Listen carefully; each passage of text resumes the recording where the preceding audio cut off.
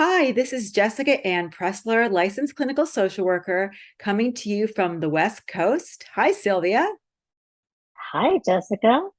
And I'm Sylvia Puentes. I'm a registered nurse and faith-based coach and mentor coming to you from the East Coast. So, we're going to start a series of discussing narcissists, the different types of narcissists, and certain terms. We're going to have this series going well, not indefinitely, but for at least probably a month. And today we're going to talk about covert narcissists. And I thought that that would be a good starting point because they're the ones that are less detectable. We all think about the grandiose narcissist, the overt narcissist, right? The one that is obvious, talking to at a party, telling everyone how great he is. He's obviously arrogant. He, exaggerates his stories. He's it's much more obvious. The covert narcissist is just that, secretive, covert, and sometimes comes across as vulnerable. Must know people like that, Sylvia? I definitely know people like that. And I know that I've definitely been in relationships with people like that. So I can say, because I know you're very empathetic. You're an empath even, and I'm sure, I believe, I know for me too, that we're attracted to people like that because the vulnerable narcissists come across as just that, vulnerable, and we want to go in and help them. And but we have to remember that when we're fooled, the world is fooled. So when we finally realize who they are, no one believes us because they only see the poor soul. They're very charitable. Sometimes they are not the they don't have the they don't people don't recognize the things that we see on the inside. So I want to talk about narcissists in general very quickly because I believe that all narcissists have a lot of these qualities, and then hone down on the vulnerable narcissist and their additional qualities. So a narcissist in general, they lack empathy. They have an exaggerated sense of self-importance. They crave admiration and acknowledgement. They have delusions of grandeur. They exaggerate their abilities, their accomplishments, their uniquenesses. They feel superior to others. They lack insight and self-awareness. They believe the world owes them. The difference between, and they exploit people, and did I say lack empathy? They lack empathy again. But covert narcissists, as opposed to, as I said, the difference between the overt narcissists, will come across as insecure, withdrawn. They arrogant. They still show the arrogance, but they're always the victim. They're always it's the woe is me. Why don't people recognize, how great they are or how smart they are? No one knows who I am. No one understands me. My ex did this to me. My other ex did that to me. My family did this to me. Why is everyone doing this to me? Why did things work out for everyone else and not me? And part of that is they may believe that, but mostly that is to get from you, the no, that's not true. You're so smart. You're so wonderful. And to bring you in to do that to them, you're becoming their narcissistic supply. You're telling them how great they are. You're building them up to make them feel better. Not you, but people. Right, right. So have you been in a relationship like that? Oh, absolutely. And the thing with the covert narcissist is that you may be well into the relationship before you realize what's going on.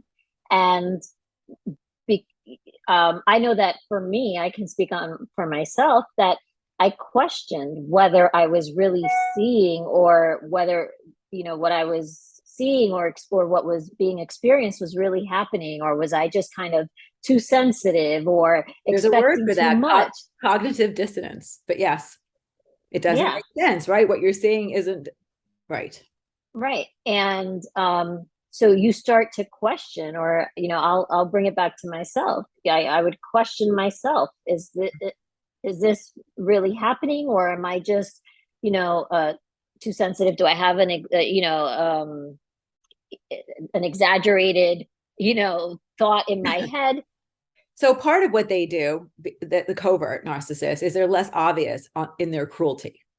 So it can be very confusing. I mean, I think overt narcissists are confusing too. They both gaslight you.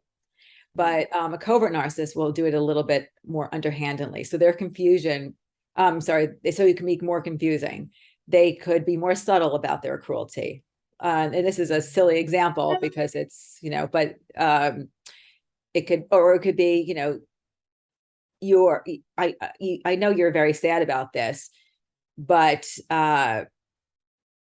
maybe you're too sensitive, or that's maybe a little too obvious. Let me do a sillier example, more external example. That dress you bought is a beautiful dress, but don't you think it exaggerates that large, stomach of yours? Maybe you're beautiful, but maybe you should be wearing the blue dress that I got you last week. I don't know. I mean, it's a backhanded compliment. So while maybe one example like that is fine, but if they do it here and there, it can wear you down. So you're like, did I hear that right? Did that mean something feels wrong? I mean, they just complimented me, but something. So it's not as obvious as someone saying, you look terrible in that dress. You're so fat, you can't squeeze yourself. It's more subtle. So you do start questioning what you're hearing. Right. I think that maybe a layman's term would be like, you feel like you're in a push and pull kind of situation. And yeah, you question yourself because you're like, wait, I guess everything's okay. But, because of these kind of backhanded comments that they make, the subtlety, but yet the sting is there. So one of the things that happens in many relationships, especially, let's just talk romantic for a moment, romantic relationships with a narcissist, but it happens in all relationships, can happen, is trauma bonding. And so they talk about the push and pull, and that's why I want to speak about that, because that reminds me a little bit of trauma bonding. So a grandiose narcissist or an overt narcissist will come across as, you're amazing, you're wonderful, this big boom of love bombing. And then they'll pull back a little bit and they'll condition you. And then when you do something they like, they'll tell you you're great, but then they'll pull back again and maybe get a little cruel and more obvious cruel. And then they'll try to, like you're a lab rat, they'll come back in when you do something they want, or you become their narcissistic supply. But when you don't, they'll get cruel. With a vulnerable or covert narcissist, it's less obvious. They will subtly love bomb you in the beginning, but some of the love bombing to get you in is their vulnerability. Right. And that will draw you in. And but they'll be nice to you in the beginning, and then they'll pull back again, and they'll do subtle things like what I said. It's so wonderful how you are as a nurse and how caring you are, but maybe you're a little too sensitive. Maybe, in personal relationships, that caring, wonderful caring about you as a nurse can be difficult to deal with in relationships. They may say something like that. So they're saying you're a great nurse and that sensitivity is great, but with them, and so it can hit you, but you don't know it's happening necessarily. And then they'll give you a little positive stuff, and then back and forth. And then the next thing you know, you're trauma bonded to them, which makes it really hard to leave. Yes, exactly. So what would you say some other characteristics specifically for the covert narcissist would be? So, oh my goodness. So they blame other people. It's always someone else's fault.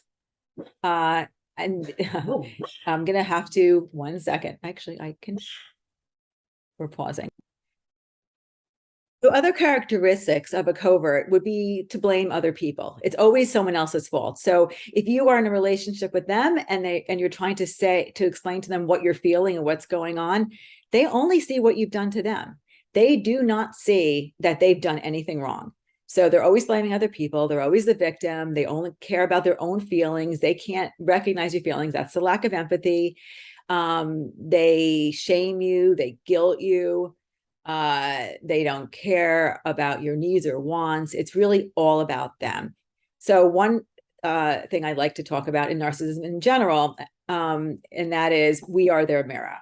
We are their narcissistic supply. As long as we tell them what they need they feel they need to hear or want to hear, how great they are, how better they are than everyone else, everything is fine. But the moment that you reflect back their true self, their inner, what they've been hiding their whole life, that's when things really can go upside down in a relationship with any narcissist, and with a covert narcissist as well. And they really do believe that it's your fault. They really do believe they're the victims. In the whole world, no one sees them for who they are, how great they are. So we're coming to the end, but I think that this information is so important because it helps the other person understand that this is not all in your head, and helps you create boundaries in order to know how to navigate these relationships with narcissists. Right? It's not your fault. It's absolutely not your fault. They will manipulate you into thinking it's your fault. It is not your fault. So we're going to continue this series. Next week, we'll talk about the overt narcissist. We'll talk about some of the terms that's used all the time in the literature. And wonderful talking to you, Sylvia. Wonderful talking to you. Jessica Bye. from the West Coast, Sylvia from the East Coast. Love you, Sylvia. Bye.